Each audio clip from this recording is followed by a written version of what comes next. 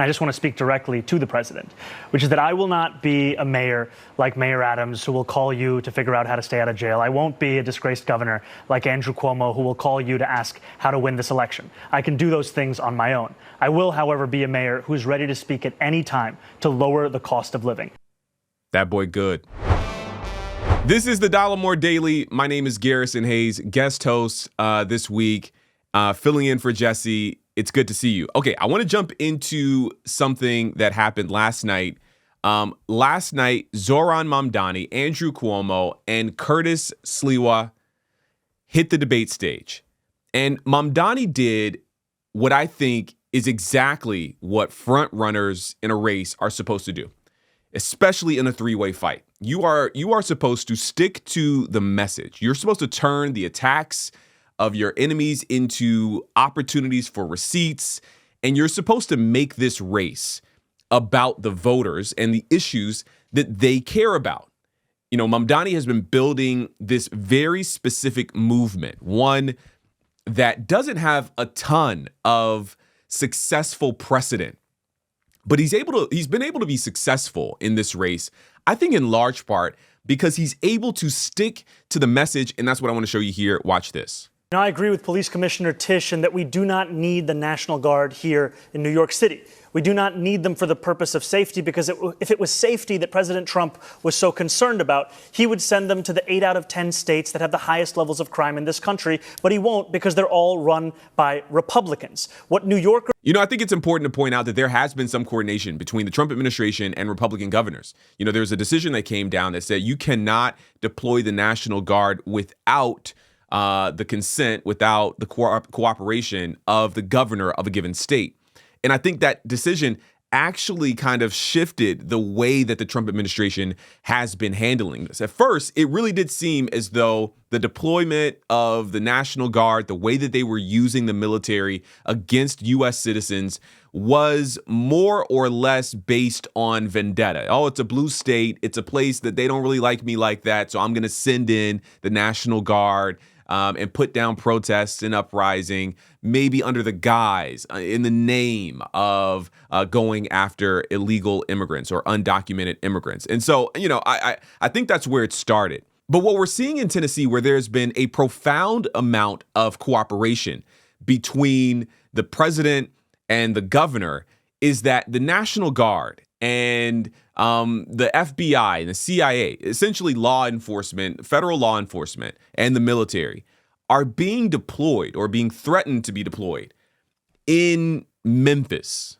which is a blue dot in a red ocean here in Tennessee, right? And so what you see is that it moves from being deployed specifically or only in blue states to now being kind of hyper targeted toward blue cities, even if those blue cities are in red states. Like, I can't imagine that the streets of Nashville, Broadway, where you have honky tonks and country music legends and all and these kind of like these bars and a ton of white tourists, I can't imagine that the president would deploy the military in force here in Nashville, in downtown Nashville. It would just kind of go against, in so many ways, the aesthetics of what, you know, the city and kind of the idea of what Nashville is for so many white people. Nashville is a wonderful place, and we have no problem with Nashville. We actually don't need the military anywhere, to be honest with you. I actually made a video about this very specific issue where I talk about the tough on crime policing efforts, and we're going to crack down on crime isn't the thing that will mitigate crime. It may do so in the short term, but in the long term, you actually need to deal with the issues of poverty, the things that actually precipitate, that create the conditions necessary for people to go out and do crime to survive. If you create opportunities, people will commit less crime. This has been studied in many, many settings for a very, very long time, that there's a correlation and a causation between poverty and crime. I actually talked to the mayor of Baltimore, who has been in the crosshairs of the Trump administration for exactly this reason. Okay, that was an aside. Let's get back to Mamdani. What New Yorkers need is a mayor who can stand up to Donald Trump and actually deliver on that safety. When Donald Trump sent ICE agents on people in Los Angeles, Andrew Cuomo said that New Yorkers need not overreact. That is the furthest answer that New Yorkers are looking for. They are looking for someone who will lead, someone who will say that they will have their back, someone who will actually fight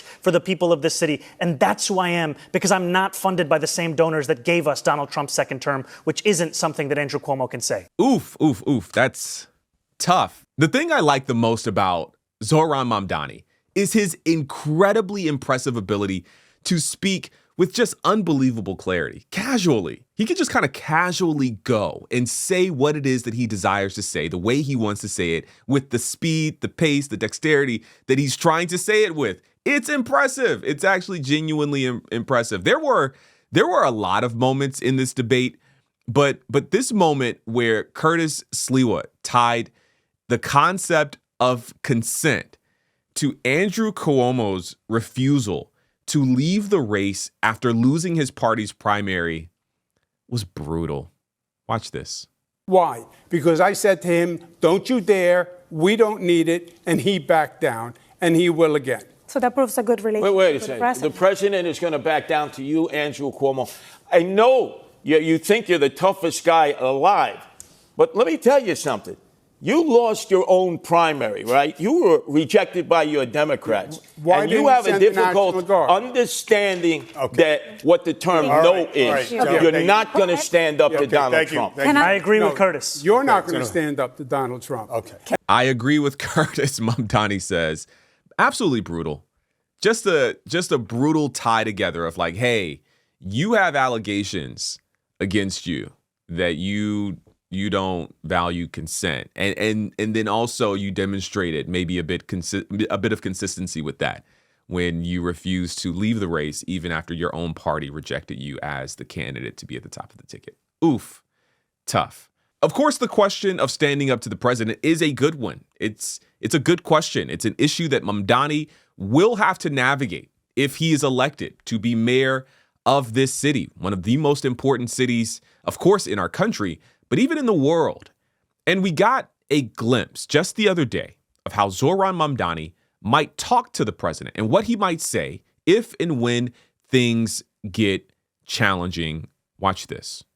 You know, I want to take this moment because you spoke about President Trump, and he may be watching right now, and I just want to speak directly to the president, which is that I will not be a mayor like Mayor Adams who will call you to figure out how to stay out of jail. I won't be a disgraced governor like Andrew Cuomo who will call you to ask how to win this election. I can do those things on my own. I will, however, be a mayor who's ready to speak at any time to lower the cost of living. That's the way that I'm going to lead this city. That's the partnership I want to build, not only with Washington, D.C., but anyone across this country. I think it's important because too often the focus on the needs of working class Americans, working class New Yorkers are put to the side as we talk more and more about the very kinds of corrupt politicians like Andrew Cuomo that delivered us into this kind of crisis.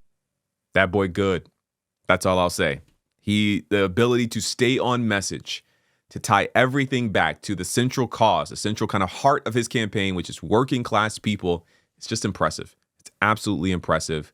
That's what I think, but I'm curious what you think. Let me know down in the comments. Again, my name is Garrison Hayes. I am guest hosting here on the Dollemore Daily. If you aren't subscribed to this channel, make sure you go down and subscribe. And I want to give you a little bit of an Easter egg. If you look to the right of the subscribe button just below, you'll also see the like button, and it probably just lit up as I tell you to like this video. It means a lot. It helps the videos go far. It's very, very important. Of course, you can follow me and subscribe to my channel. I greatly appreciate it. There's a link to my channel at Garrison Hayes just below. You can find that link below. Thank you so much, of course, to Jesse for having me as a guest host for the last couple of days. I'd greatly appreciate if you came over, checked out my video on black policing, where I talk about the history of policing in this country and the way that Black people supported some tough on crime policies that were ultimately harmful to our very own community. Go check that out. Just indicted by a grand jury in Maryland. Do you have a reaction to that? I didn't know that. You tell me for the first time, but I think he's, a bad person. It's Friday, October 17th, 2025. This is the Dollemore Daily. My name is Garrison Hayes, filling in for Jesse Dollemore while he is away in Japan. We have big news today that I want to hit on, starting here with former National Security Advisor John Bolton, indicted on 18 counts tied to classified materials that he allegedly kept and stored and shared. They're saying that he shared more than 1,000 pages of sensitive notes with family, that he kept top secret documents in his home. They say that he kept and he emailed what was described as a diary-like set of entries that described day-to-day life in high-level meetings during his time in the White House with foreign leaders, conversations, and intelligence briefings. They said that he sent it to two relatives, and a lot of people are reporting that that's his wife and his daughter. President Trump was asked about this indictment shortly after the news broke, and he had this to say. Just indicted by a grand jury in Maryland. Do you have a reaction to that? I didn't know that. You tell me for the first time, but I think he's, a bad person. I think he's a bad guy. Yeah, he's a bad guy. It's too bad, but it's the way it goes. The case against him? That's the way it goes, right? That's the way. Bolton, of course, says that he did not unlawfully share or store classified information. He actually calls the case politically motivated, which is not unbelievable when you look at everything that the Trump administration has been done. You think about Letitia James, you think about James Comey, you think about the Truth Social tweet post about telling Pam Bondi, AG, to go after some of his political enemies. This feels like it fits within a theme. It fits within the way that the president has been leading, going after his political enemies. Now, he says, of course, he did not know. This is the first I've heard of it. I've not been involved. And he's been consistent on that point. But it does feel politically motivated.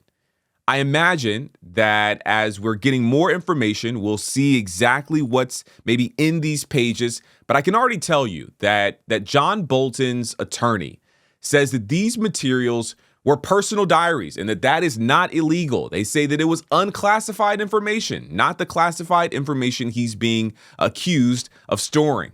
His lawyers went so far as to say that these records had been known to the FBI since 2021. In other words, this is an old dispute resurrected. Speaking of old disputes, though, a lot has been said about John Bolton this year. Back in August, the president called him stupid from the Oval Office. I think that was the Oval Office. From the Oval Office. Watch this clip. Search of John Bolton's home and office from Friday. Have you been briefed on that? I have not been briefed. No, I read it just like you did. I was never a fan of his. I thought he was stupid. I thought he was, a guy that only wanted to go into war. He liked killing people. I thought he was essentially a bad guy, but I'm not involved in that. No, you'd have to ask Pam Bondi about that. What an upstanding citizen. Just a role model for the kids, if you really know game. Hey, kids, make sure you're watching the president to learn how to talk about people that you disagree with, Okay, you'll also remember that back in 2020, Trump sued John Bolton to block the release of his tell-all book. This is what Trump had to say back then. And I want you to pay close attention to the similarities between these two situations. It almost feels as though he was forecasting that we're going to go after this guy. This is, of course, in the middle of the 2020, presidential race. And so there are things that he wasn't saying at the time, but he kind of let something slip. And we see as soon as he was back in power, where it's not been a year, right? He's already going after him. Watch this clip. I put him here because he couldn't get Senate confirmed. This was a non-Senate confirmed position, as you know. He stayed for a short while. And I felt that it was not appropriate that he stay any longer. I wasn't impressed. And somebody said he went out and wrote a book. If he wrote a book, I can't imagine that he can, because that's highly classified information. Even conversations with me, they're highly classified. I told that to the Attorney General before. I will consider every conversation with me as president highly classified. So that would mean that if he wrote a book, and if the book gets out, he's broken the law. And I would think that he would have criminal problems. I hope so. Otherwise, I mean, they put a sailor in jail because he sent a photograph of his bed and an engine of an old submarine. And if this guy's writing things about conversations or about anything, and maybe he's not telling the truth. He's been known not to tell the truth. You know, there's all of this concern about national security and classified information and what can and cannot be shared, what can and cannot be said. All of this concern. And I actually think we should be concerned. I think we should be concerned about national security. Because yesterday, during his press conference, the same press conference that you saw this clip from earlier, the president revealed what I think should be kind of a striking revelation. You know, the president is taking direct calls from Vladimir Putin, and those calls shift and in some ways undermine the agenda and the desires of his top allies in Republican leadership. At the same press conference that we showed you earlier, where he said that he did not know that John Bolton had been indicted, at that same press conference, the president was also asked about John Thune's desire to put sanctions on Russia. And this is how he responded. There's something kind of weaselly happening here. There's this shift. There's like, oh, wait. No, we're not going to do that. We're not going to do that. Watch this clip. Yeah, please. Yes, thank you, Chris. So Senate Majority Leader John Thune today said he'd like to proceed with the bill which would put sanctions on Russia. What's your thought on that? Well, we're going to see. He doesn't know about the call yet. I'm going to speak to him later. And it was subject to what I wanted to do. And so we'll see what happens. We may have, this may be such a productive call that we're going to end up, we want to get peace. We want to stop the killing. 7,000 people a week. Can you believe it? We want to stop the killing. So I'm going to speak to him and the speaker, Mike Johnson. I'll speak to them a little bit later and I'll tell them about this and we'll make the right determination. I'm not against anything. I'm just saying it may not be perfect timing. It could happen in a week or two, but it's at my option, as you know. I want to be very clear that the president has the right to talk to other world leaders. Frankly, he can talk to whoever it is that he wants to talk to. That's totally fine. That is his business. It is his right to do so. But you think that there be some kind of unified front around the way that the United States of America was handling one of its greatest foreign threats. And this is relevant because one of John Bolton's biggest critiques against the president is that in many ways, he is a puppet, a stooge for Vladimir Putin, that he is effectively carrying out Russia's agenda here in the United States of America. And it isn't lost on me that the same day that Donald Trump and Putin and their conversation is revealed to the media, maybe the day that they're talking, it isn't lost on me that within that same period of time, John Bolton is indicted. I'm not saying the two are connected. I'm just saying the irony is real. Perhaps John Bolton's documents, his document retention habits, if you will, are a serious threat. I don't know. Maybe they are. I really don't know. But I don't think it's the only national security threat our country is facing today. Let me know what you think down in the comments. That's it for me in this one. I'm Garrison Hayes. Again, I'm guest hosting for Jesse. What an honor. It's been great to hang out with you all this week. Make sure that you like this video and you subscribe to this channel if you aren't already. Let me tell you, I'd also love it if you came over and checked out my channel. I make deep dive content into history and culture and politics and things happening right now. My videos are often deeply researched and kind of in the weeds. That's the thing that I like to do. So come check me out. Come check me out. I think you'll like what you see over there. Come subscribe. There's a link to my channel somewhere below, just down there. That the Democrat Party's main constituency are made up of Hamas terrorists, illegal aliens, and violent criminals. That is who the Democrat Party is catering to. This is the Dollemore Daily. My name is Garrison Hayes. I want you to look at this clip from Karoline Leavitt, where she says something that I think it's almost no use to be offended anymore. She said something that was objectively offensive. and objectively false. And folks are reacting to it, but I want you to watch it for yourself and for you to have a reaction and kind of let me know what you think about this. But you need to bear in mind that this comes after weeks of conservatives, MAGA, Republicans saying that the name calling must stop, that the name calling and the browbeating and saying that they're Nazis or fascists or any of that stuff, like that kind of thing, that is directly connected to political violence. That if you call people names, if you say things about them, then you are necessarily inviting political violence into the conversation. And I want you to take that, to bear that in mind as you watch this clip of Karoline Leavitt talk about a political candidate here in America. Watch this. That the Democrat Party's main constituency are made up of Hamas terrorists, illegal aliens, and violent criminals. That is who the Democrat Party is catering to, not the Trump administration and not the White House and not the Republican Party, who is standing up for law-abiding Americans, not just across the country, but around the world. I am genuinely confused. Who's wrong here? Like, seriously, is Fox News wrong for saying that this is right now Karoline Leavitt on New York City's Mamdani? Are they wrong for the Chiron here on screen? Is that just the wrong thing, that they just kind of mislabel it? Or here's the other option. Is she inferring that the candidate for mayor in New York City, Zohran Mamdani, is a Hamas terrorist? These are your two options. Is this a clip taken out of context and Fox News was dead wrong for saying that she was talking about Mamdani? Or is she, in the context of commenting on Zohran Mamdani, calling him a Hamas terrorist, an illegal alien, or violent criminal? Maybe all three. Not for me to say.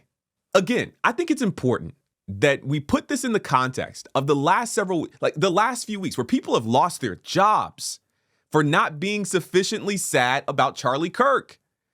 People that we have been browbeaten for weeks over rhetoric and name calling.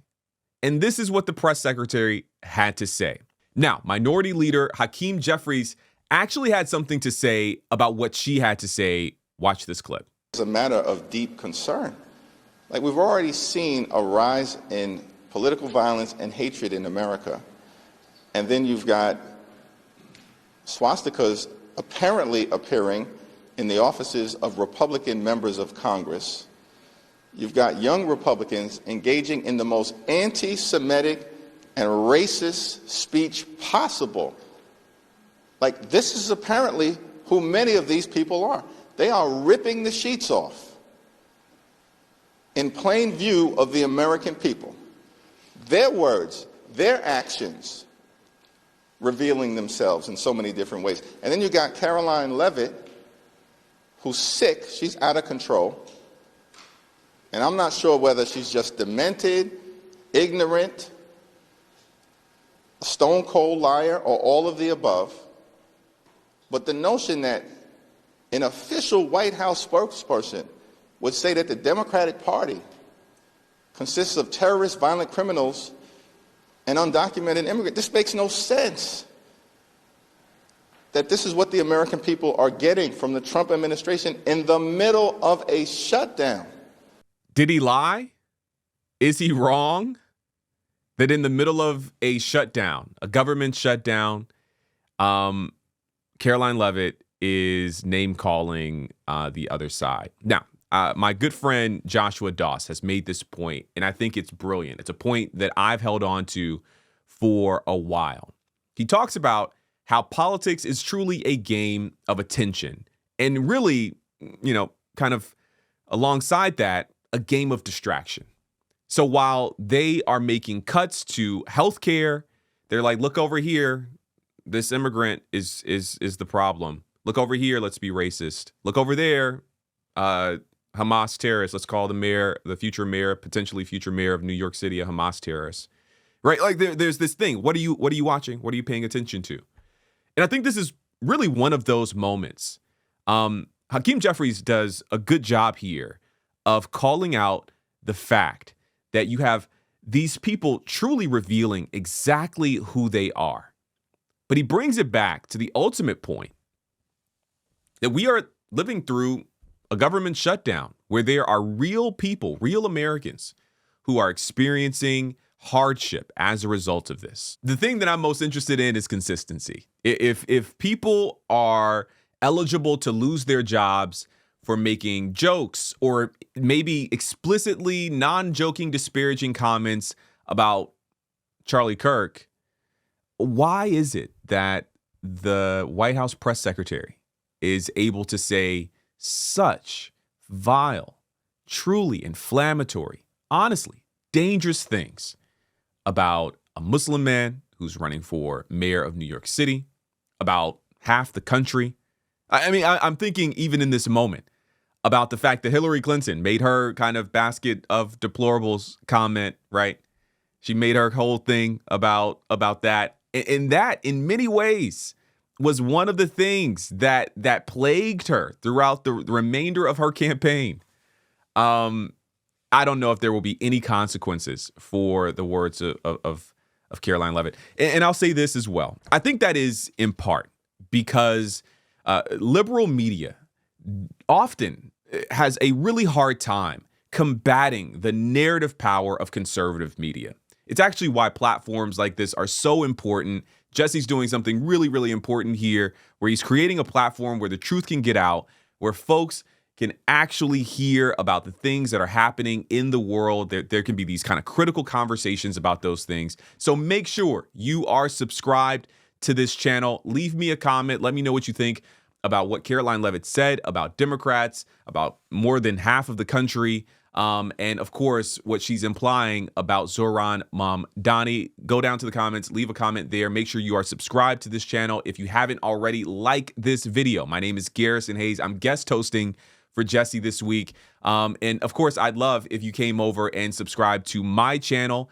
There's a link to my channel down below where you can check me out and the stuff that I'm doing over there at Garrison Hayes. You can also find a link in my bio to find me on Instagram and TikTok, where I make short form videos specific for those platforms. So go check those things out as well. Today, the average teenager in this country has 50% of the sperm count, 50% of the testosterone as a 65-year-old man.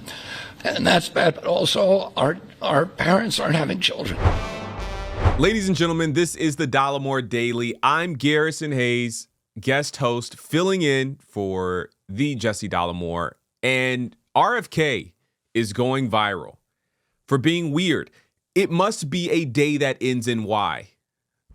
He said a series of very weird things during a press conference just yesterday.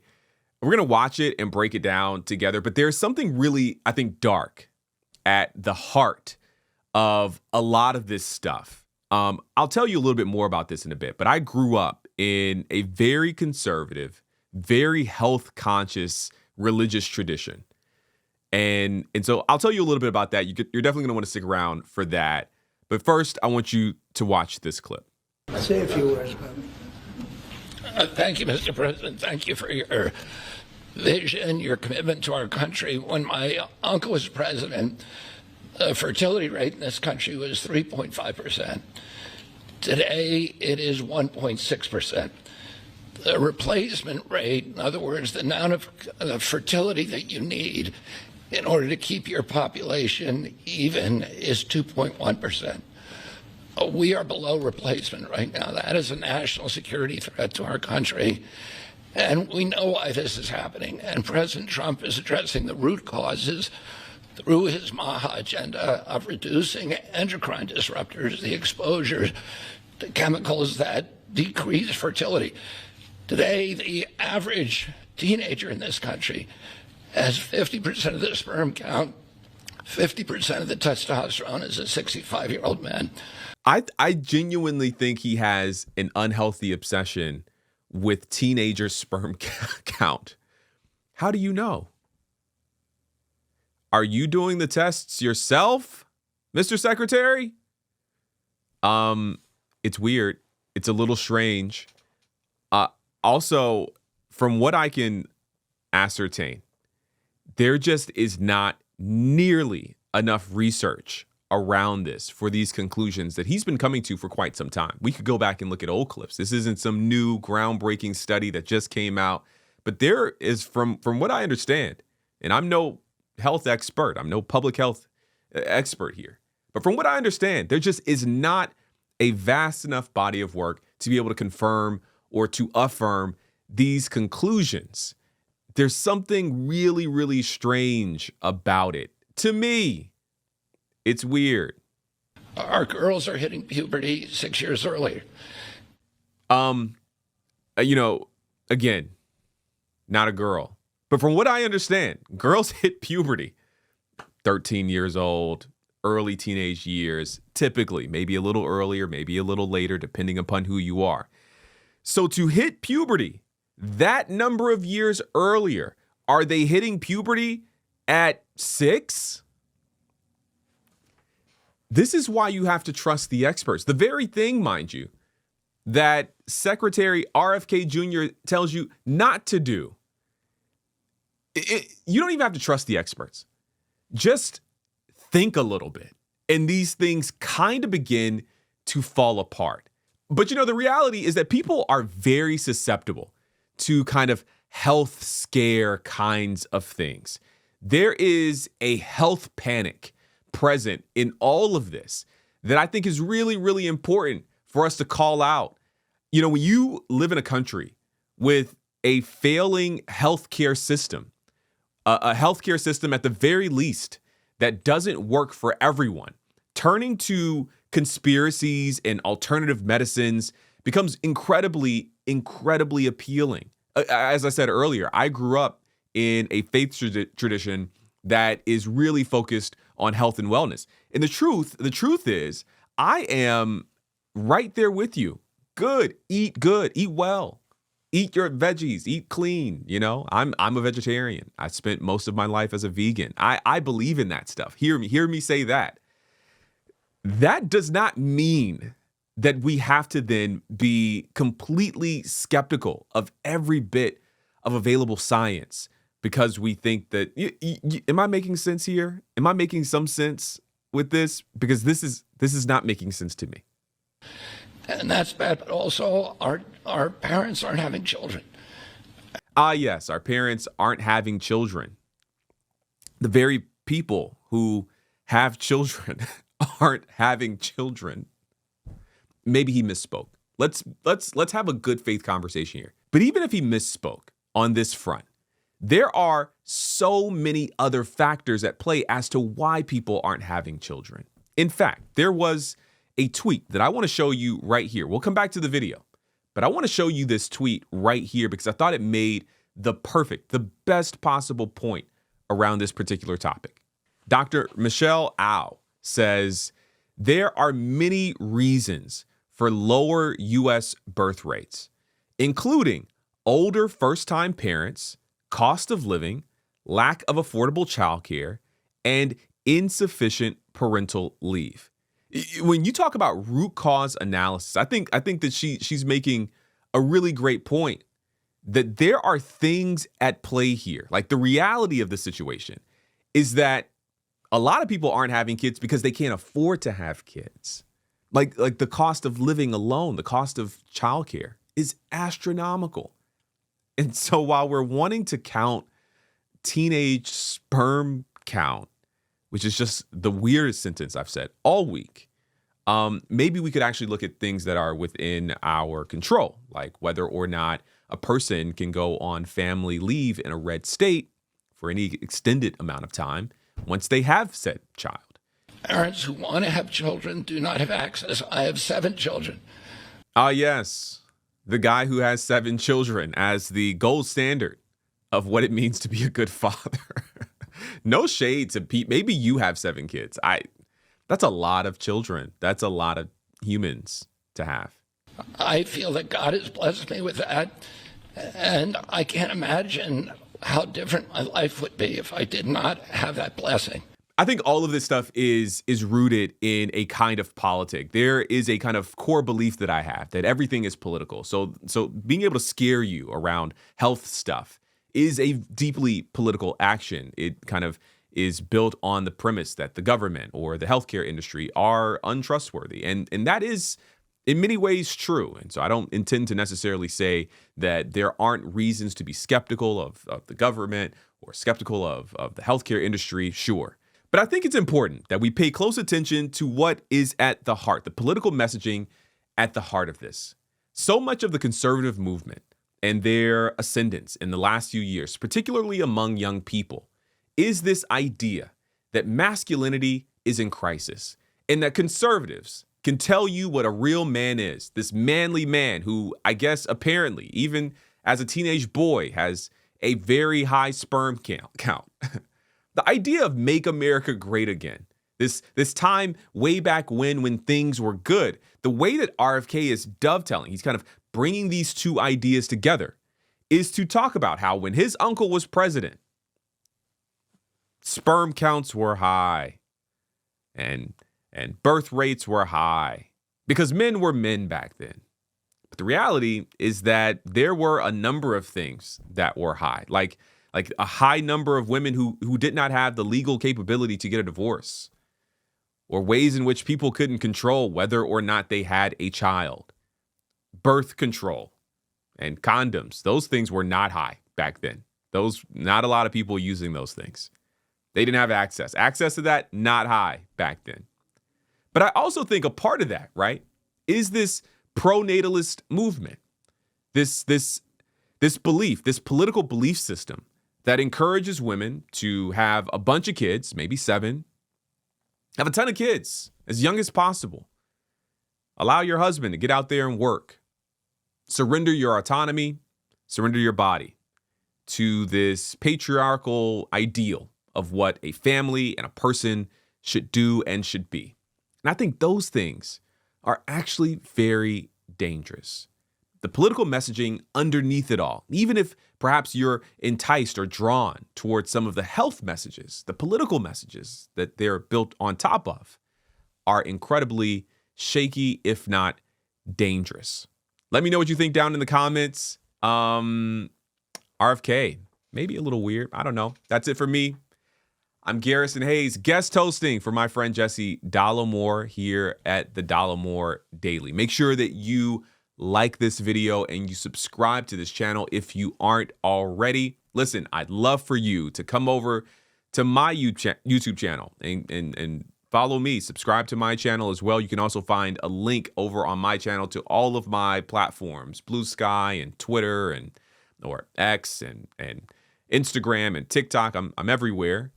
You can also follow Jesse everywhere at Dollemore on all platforms. He got it easy. I kind of like that. There's a link below to go to my channel and links to all of Jesse's platforms as well. Make sure you go follow. I'm also on Substack. I just crossed 10,000 Substack followers just this week. So huge thanks to everyone who came over for that. Thanks to you for a warm welcome over the last couple of days. That's it for me in this one. I'll see you in the next one. Peace.